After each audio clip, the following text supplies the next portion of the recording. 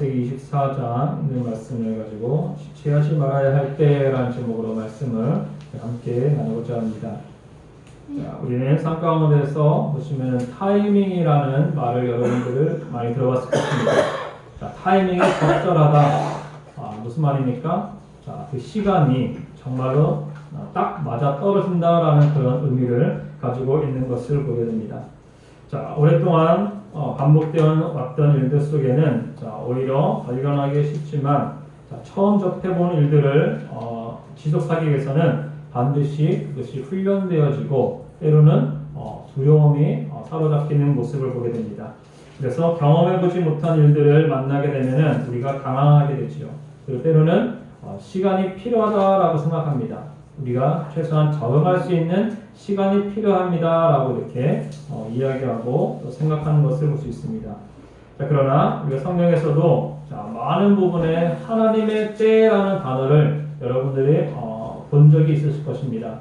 하나님의 때라는 것은 하나님의 시간표 안에 거하는 하나님의 시간을 의미하는 것을 보게 됩니다. 자, 우리는 생각하기를 마음이 급하고 당장 질병 때문에 고통을 받고 있거나 여러 문제가 생길 때에 하나님 앞에 간절히 구합니다. 하나님, 지금 내가 갖고 있는 이 문제들을 빨리 응답을 주시옵소서, 고침을 받게 해 주시옵소서 라고 이렇게 기도를 하는 것을 보게 됩니다. 자, 사람은 다급하죠. 다급한 마음에 하나님 앞에 주여, 주님 이름을 부르고 주의 이름을 찾습니다. 근데 어떤 경우에는 하나님께서 즉각적으로 우리에게 응답을 하실 경우가 있습니다. 자, 예를 들면 성경에 아브라함이 아들 이삭을 바칠 때도 마찬가지죠. 아브라함아 아브라함아 하면서 그의 행동을 제시하시는 하나님의 음성이 그 가운데 들리는 걸 볼 수 있습니다. 자, 그런데 또한 어떤 부분에서는 끊임없이 하나님 앞에 기도하고 간구하였지만은 그 기도를 응답을 해주지 않는 그런 모습을 보게 됩니다. 때로는 또 그 응답이 너무나 길어서 우리가 우리의 믿음이 떨어지거나 혹은 지쳐서 좌절하고 낙심하는 모습도 우리는 보이게 되는 것입니다.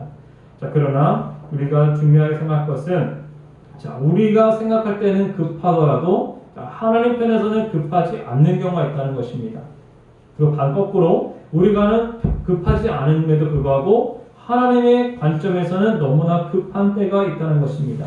즉 하나님의 때에는 가장 우리보다 더 잘 알고 계시고 가장 최상의 타이밍, 그 적절한 시기를 하나님께서는 알고 계신다는 사실입니다.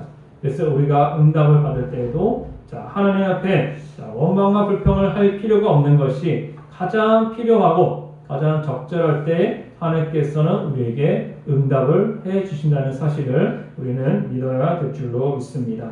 자, 예를 들어서 우리가 아이에게 커터칼을 맡긴다고 생각해 보십시오. 자, 어린아이가 칼을 만들면은 만지다가 잘못해서 손이 될 수도 있고 혹은 잘못해서 다른 물건에 훼손을 할 수 있는 그런 부분들이 있습니다. 아직 칼에 대해서 사용법을 다루지 못한 익숙하지 않은 것에 이 아이에게 칼을 맡기겠습니까? 누구나 다 그렇지 않겠죠. 아이가 성장해서 어느 정도 칼에 어떻게 써야 되는지 알고 또한 쓰는 것을 많이 보아왔고 어느 정도 단계가 되었을 때에 아이에게 칼이 빌려달라고 했을 때에 그 칼을 사용하는 것을 허락하는 부모님들의 모습을 볼 수 있습니다.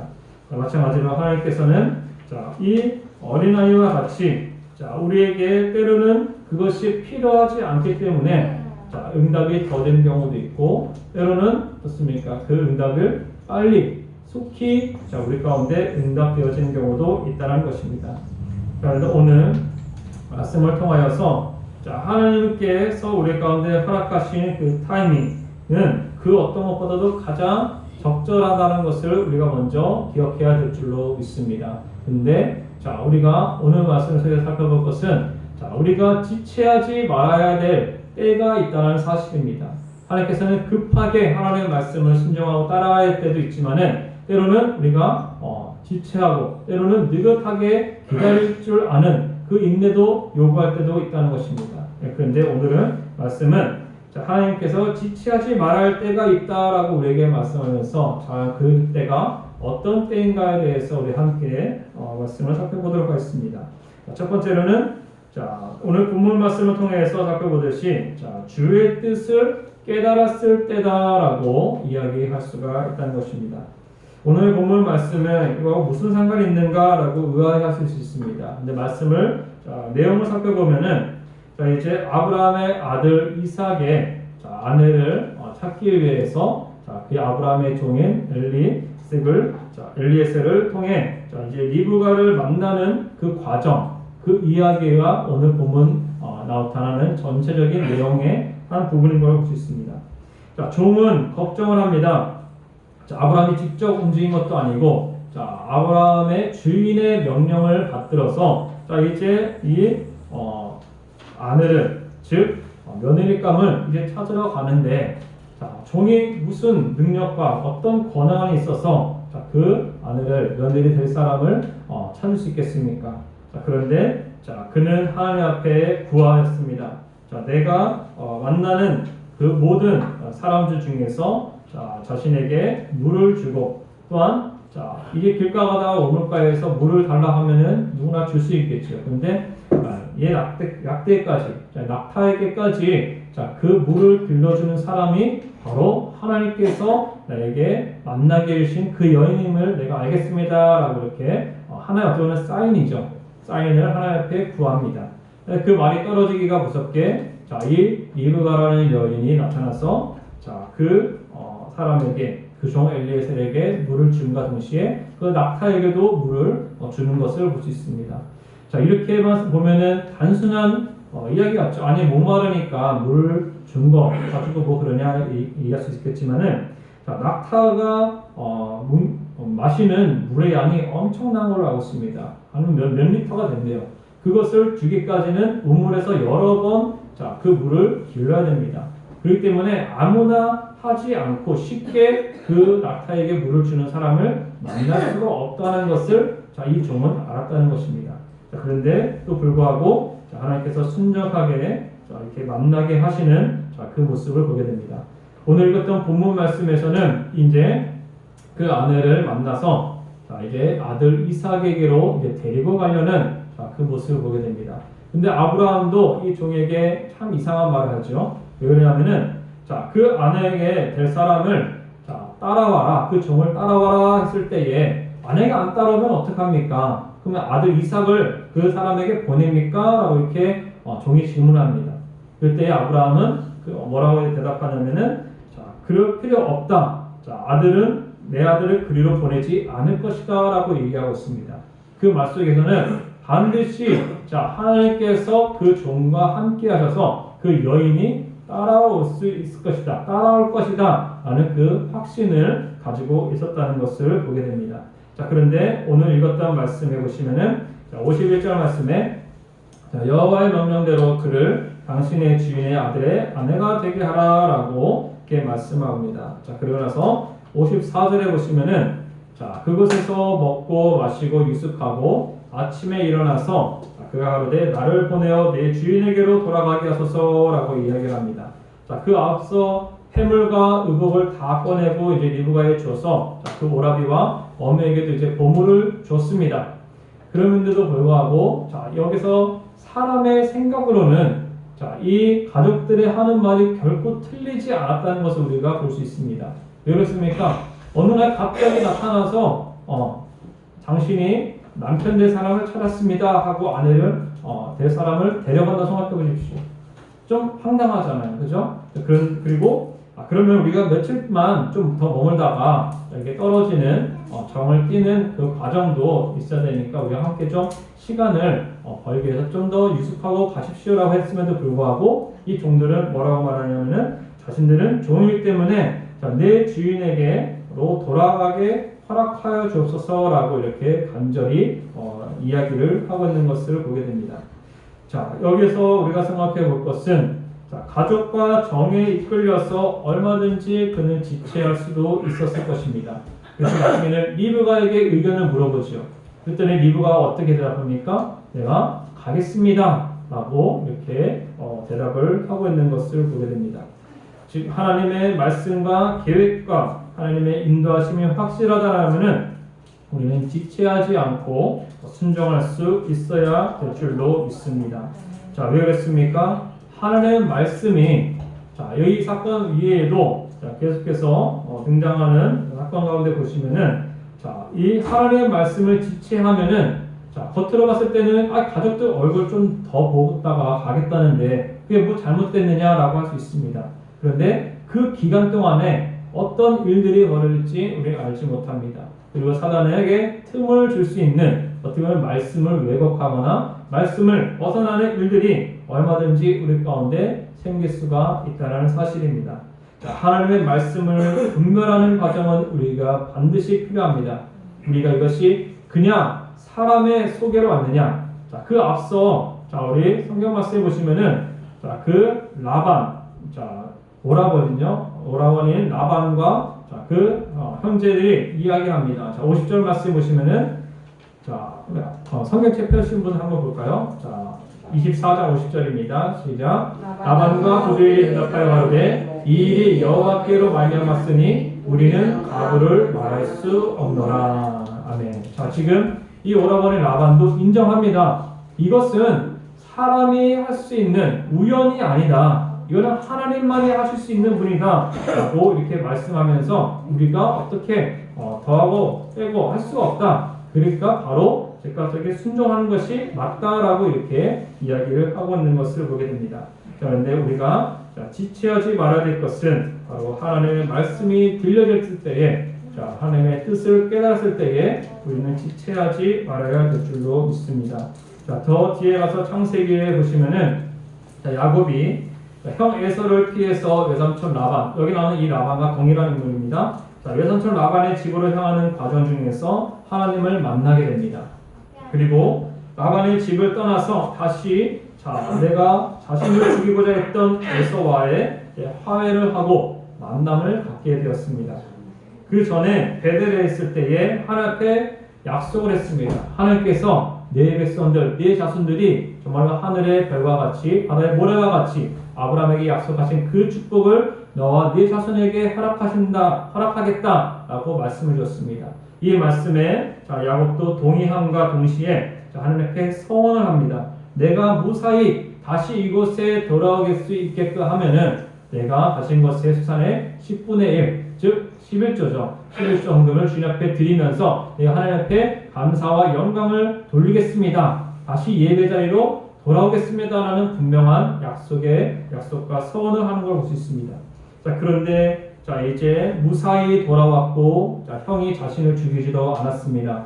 그럼에도 불구하고 이 야곱은 어떻게 됩니까? 즉각적으로 베델로 가지 않고 세겜이라는 지역에 머물게 됩니다. 자, 그럴 때에 어떤 일이 벌어졌습니까? 그 세겜에 있는 주장에 자신의 딸을 디나를 강간하는 그런 사건이 벌어지게 되는 것입니다. 자, 그래서 그것에 분노한 자, 우리 시몬과 레위는 자, 그 사건을 통해서 보복을 하고자 합니다. 그러나 사람들은 이 사건을 봤을 때에 딥나가 강간을 당하였고 그것에 분노한 자, 이 시몬과 레위가 정당하게 혹은 정당하진 않죠, 솔직히. 자, 남자들이 다 포경수술을 시켜놓고 그것을 사이에 많은 사람들을 한 민족을 말살시키는 자, 그런 죄를 저지르게 됩니다. 자, 그런데 사람들은 이 문제에 있어서 디나의 그 강간 사건에 집중을 합니다. 근데 더 중요한 것은 이 사건이 과연 왜 일어났느냐를 우리가 생각해 본다면은 바로 하나님께서 주신 그 약속의 말씀을 순종하지 않고 이 세겜이라는 지역에, 즉 베델로 바로 가지 않고 세겜에서 머물렀던 그 기간 동안에 있었던 일이라는 것에 우리는 주목할 필요가 있다는 것입니다. 때로는 하나님께서 우리에게 어떤 일들을 요구하십니다. 그 일들이 말씀을 통하여 이것이 하나님께서 나에게 주신 말씀이다 라는 것을 분별할 필요가 있지요, 물론. 근데 이것이 진짜 하나님께서 나에게 주신 말씀이다 라고 확신이 들었다라면은 우리는 그 하나님의 말씀에 지체하지 말고 즉각적인 순종을 할 수 있는 저와 여러분들이 되어야 될 줄로 믿습니다.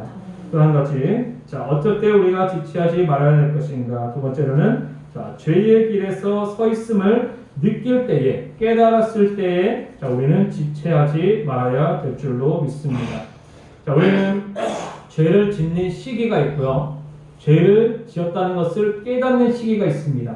자, 이것이 죄를 짓자마자 내가 죄를 저질렀구나 라고 깨닫는 사람이 있으면 얼마나 좋겠습니까? 근데 대부분의 이 기간이 좀 시간이 좀 걸리죠. 그죠? 혹은 내가 죄를 졌는지도 모른 채 그냥 살아가는 사람들도 많이 있습니다. 자, 그런데 내가 죄 지었던 것이, 내가 행했던 것이 죄였다는 것을 알게 되는 그 순간에 우리는 즉각적으로 주님 앞에 회개의 자리로 온전히 돌아와야 될 줄로 믿습니다.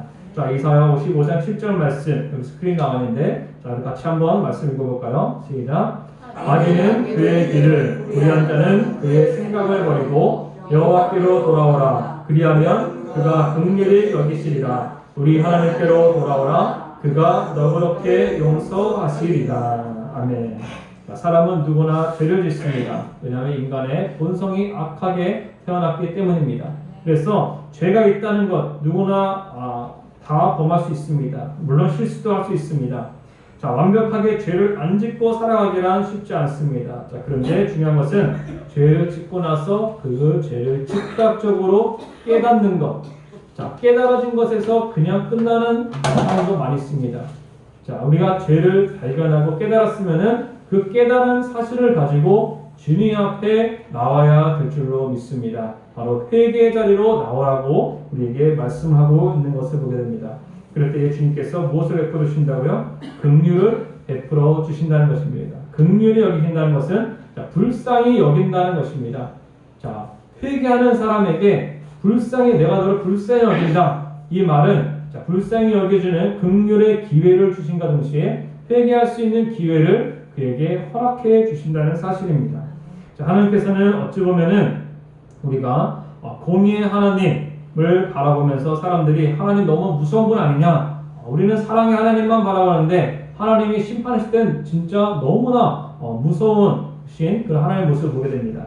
자, 그런데 우리가 눈여겨볼 것은 하나님께서는 바로 심판과 징계로 결코 이어가는 법이 없다는 것을 우리가 기억해야 될 줄로 믿습니다. 하나님께서는 반드시 우리에게 회개할 수 있는 기회를 분명하게 주셨다는 사실을 저와 여러분들은 기억해야 될 줄로 믿습니다. 우리가 잘 알고 있는 다윗 왕을 떠올려 볼 수 있습니다. 다윗 왕과 다른 왕들, 여러 왕들이 있었지만은 그들 중에 일부 왕들과의 차이점이 무엇이냐면은 이 다윗 왕은 우리가 잘 알고 있듯이 바세바, 우리아의 아내 바세바를 빼앗아서 그리고 그과 동시에 또한 이 우리아의 장군을 적군의 전쟁터에서 일부러 고의적으로 살인했던 살인죄를 저질렀던 이 다윗의 모습을 살펴볼 수 있습니다. 그 모습을 보고 나단 선지자를 통하여서 하나님께서 이 다윗의 죄를 책망하게 했죠. 그때에 이 다윗은 뭐라고 합니까? 그 말을 듣는 순간 내가 주님 앞에 죄를 범하였습니다 라고 자신의 죄를 즉각적으로 고백하는 장면이 나타나는 걸 볼 수 있습니다. 자, 어찌 보면 선지자들의 역할은 이러한 역할이었습니다. 하나님의 말씀을 전하는 역할, 그것이 축복의 말씀이든 때론 책망의 말씀이든 때론 우리를 깨닫게 해주시는 말씀이든 그것을 전하는 것이 선지자의 역할입니다. 선지자의 사명입니다. 그런데 다윗 왕은 이 나단 선지자가 이 자신의 죄를 직접적으로 당신 이런 죄를 저질렀죠? 라고 하지 않았어요. 한 비유를 들어서 얘기했잖아요. 그죠? 그럼에도 불구하고 그 사람이 바로 나였습니다. 내가 하나님 앞에 범죄하였습니다. 라고 하면서 자신의 죄를 고백하는 모습을 보게 됩니다. 그런데 이 구약에 나오는 요아스라는 왕이 있습니다. 그 사람은 자신의 죄를 지적하는 선지자 스가랴를 어떻게 했습니까? 그를 돌로 쳐서 죽이는 사건이 발생합니다. 또한 아합 왕도 마찬가지입니다. 미가야라는 선지자를 너무나 미워하는 그 모습을 보게 됩니다. 선지자들의 말을 무시하고 오히려 그 선지자를 죽이는 악을 저지른 것을 성경을 말씀 통해서 살펴볼 수 있다는 것입니다. 우리가 그 외에도 죄를 지적받기 전에 자신의 죄를 먼저 깨닫는 것이 가장 중요한 줄로 믿습니다. 죄를 깨달았다라면 즉각적으로 주님 앞에 회개할 수 있는 그 자리까지 이어져야 될 줄로 믿습니다. 우리가 교회에서 알고 있는 발람 선지자도 마찬가지입니다. 하나님께서 계속해서 말씀을 주시고 환경을 통해서 계속해서 깨닫게 해주셨지만은 도저히 깨닫지 못하고 같은 죄를 계속 반복하니까 결국 어떻게 됩니까? 나귀의 입을 여서라도 그 나귀의 입을 통해서 하나님의 말씀이 들렸던 그 모습을 이 말씀을 통해서 살펴볼 수 있습니다. 자, 우리가 죄를 저질렀을 때에 나 스스로 나의 죄를 깨닫는 것, 이것이 어떻게 보면 은혜인 줄로 믿습니다. 하나님께서 우리에게 나의 죄를 내가 발견하게끔 우리 안에 성령님께서 녹화하시고 깨닫게 해주신 것도 하나님의 은혜라는 것입니다. 그 은혜를 놓치게 되면 어떻게 됩니까? 타인으로부터 당신 이러한 죄를 저질렀잖아 하고 타인으로부터 그 이야기를 듣습니다. 그것이 더 지나면 어떻게 됩니까? 이 나귀의 입을 여신 것처럼 정말로 공개적인 그런 망신을 당할 만큼 많은 사람들이 그 죄악들을 드러나게 된다는 사실입니다. 주님께서는 그렇게까지 해서라도 우리에게 요구하시는 것은 우리가 죄를 발견할 때에 즉각적으로 주님 앞에 회개하는 그 회개의 자리로 나올 것을 우리에게 요구하고 계신다는 사실입니다. 또한 세 번째로 우리가 살펴볼 것은 우리가 지체하지 말아야 할 것은 바로 기도해야 함을 느낄 때라고 이야기할 수가 있다는 것입니다. 자, 우리 말씀에 나오죠. 자, 에베소 6장 18절 말씀인데 같이 한번 읽어볼까요? 시작. 모든 기도와 간구를 하되 항상 성령 안에서 기도하고 이를 위하여 깨어 구하기를 항상 힘쓰며 여러 성도를 위하여 구하라. 아멘. 자, 이 말은 무슨 말입니까? 우리가 기도를 하는데 기도는 어때요? 항상 하는 것이라고 말씀하고 있습니다. 그럼에도 불구하고 우리가 기도가 쉴 때도 있고 멈출 때가 있어요. 그렇죠? 대부분은 평안하고 아무런 삶의 문제가 없으면은 기도하기가 쉽지 않습니다. 물론 감사 기도를 할 수 있을 것입니다. 그런데 그 기도를 유지하기 참 쉽지 않아요. 어찌 보면은 그렇기 때문에 하나님께서 우리에게 고난을 역경을 허락하시는 줄도 모르겠습니다. 그럴 때에 중요한 것은 내가 이러면 안 되겠구나. 아까 전에 우리 죄 깨달았을 때 지체하지 말라고 했죠. 즉각적으로 깨달았으면 주님 앞에 회개의 기도의 자리로 나와야 됩니다. 근데 더 나와서 이 기도를 해야겠다라는 그 마음을 먹었을 때에 바로 즉각적인 그런 순종으로 우리가 이어져야 될 줄로 믿습니다. 자, 우리가 언제 이런 마음이 듭니까?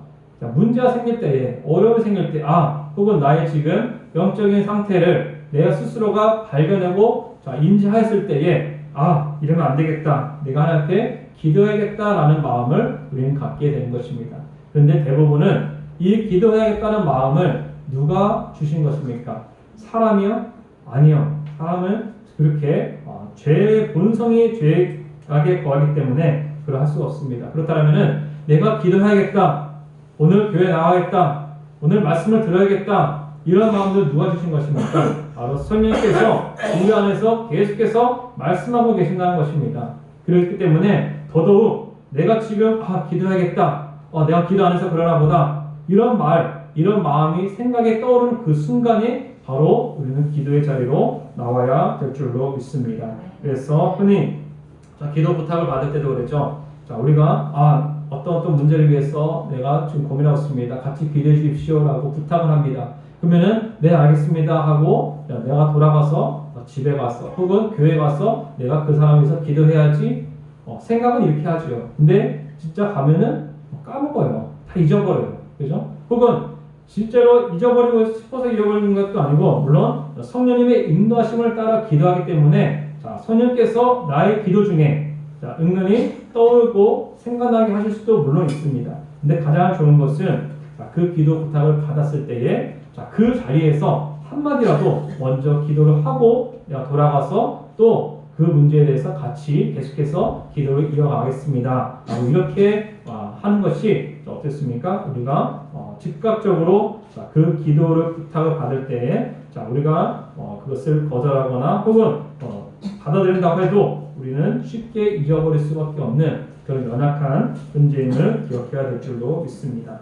제가 신학교에 들어갈 때에도 신학교에서 신학교에 왜 들어왔습니까? 라는 질문을 하면은 사람들은 여러 가지 대답을 합니다. 그런데 그 중에서 어떤 한 사람이 내가 사명을 받은 것 같기도 하고 아닌 것 같기도 하고 주의 길을 가야 될 것 같기도 하고 아닌 것 같기도 한데 너무나 고민입니다. 어떻게 해야 될지 몰라서 일단은 와봤습니다 라고 이렇게 이야기합니다. 그때 교수님이 뭐 어떤 대답을 합니까? 그 사람은 하나님께서 부르신 게 맞다는 거예요. 뭐 또 뒤도 안 돌아볼 필요 없다는 거예요. 왜 그러냐니까 세상 사람들은 그런 것들 때문에 내가 신학교를 가야 되느냐 말아야 되느냐에 대해서 고민을 하는 사람이 이 세상 사람이 과연 몇이나 될까요? 없다는 거예요. 근데 고민을 한다는 그 자체가 이미 내 안에서 내가 순종하느냐 불순종하느냐 내가 싸우는 것이지 하나님께서 그 부르심의 확신이 있다는 사실입니다. 즉 우리가 기도 부탁을 받을 때도 마찬가지지만 내가 기도를 해야겠다라는 마음이 드는 것은 다시 한번 내가 하는 것이 아니라 지금 내 안에 계신 성령님께서 나를 기도의 자리로 이끌어가고 계신다는 사실을 우리는 반드시 기억해야 될 줄로 믿습니다. 더더욱 그럴 때일수록 더더욱 지체하지 말아야 될 줄로 믿습니다.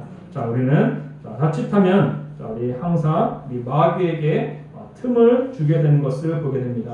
자, 오늘날에 사단이 유혹하는 것 중에 가장 큰 유혹은 무엇입니까?